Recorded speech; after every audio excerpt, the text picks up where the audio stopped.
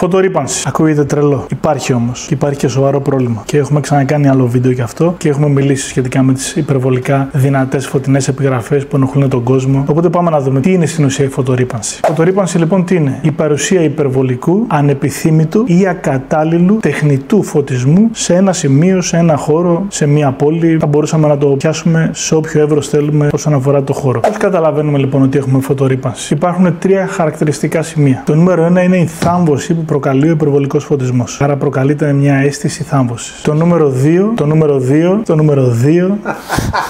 νούμερο 2 λοιπόν είναι η φωτάβια, υπερβολικός φωτισμός στο βράδυ, με αποτέλεσμα να κοιτάς εσύ στον ουρανό και να μην βλέπεις τίποτα από αστέρια, τίποτα απολύτως. Ένα φωτιζόμενο πράγμα αυτό εδώ πέρα. Και το νούμερο 3 είναι η φωτοεισβολή. Δηλαδή, εσύ κλείνεις τα παντζούρια σου, κάνεις τα πάντα για να έχεις σκοτάδι, και άλλος απέναντι έχει την επιγραφή και βγάζει 499.000 καντέλες. Και έχει διαπεράσει η ακτινοβολία, έχει κάψει το μισό σου εγκέφαλο. Αστείευομαι. Αλλά λοιπόν είναι όταν υπάρχουν πολύ έντονα φώτα γύρω μας, λάθος τοποθετημένα φωτιστικά δρόμων, υπερβολικά φωτεινές επιγραφές, υπερβολικός φωτισμός από απέναντι με χριστουγεννιάτικα από τον τύπο που ήθελε να κάνει τον μπαλκόνι του, να πούμε, να μην πω τώρα. Όλο αυτό λοιπόν είναι φωτοεισβολή. Κλείνεις τα πάντα, βάζεις κουρτίνες, τα κάνεις μαύρα και ακόμα μπαίνει μέσα φως. Αυτά λοιπόν είναι τα τρία βασικά χαρακτηριστικά. Με λίγα λόγια, στην ουσία λοιπόν τι έχεις? Έχεις θάμβωση που προκαλεί δυσφορία και επίσης σου δημιουργεί και μια κατάσταση σύγχυσης. Είναι υπερβολική ακτινοβολία συνέχεια από παντού. Ακτινοβολείσαι. Το φως είναι ακτινοβολία, έτσι. Δεν λέω ότι είναι ραδιενέργεια, είναι ακτινοβολία όμως. Είναι μια είδους ακτίνα η οποία γίνεται διαχεόμενη άμα δεν την κατευθύνεις και δεν τοποθετήσεις σωστά και πάει παντού. Αυτό προκαλεί λοιπόν σύγχυση στον άνθρωπο,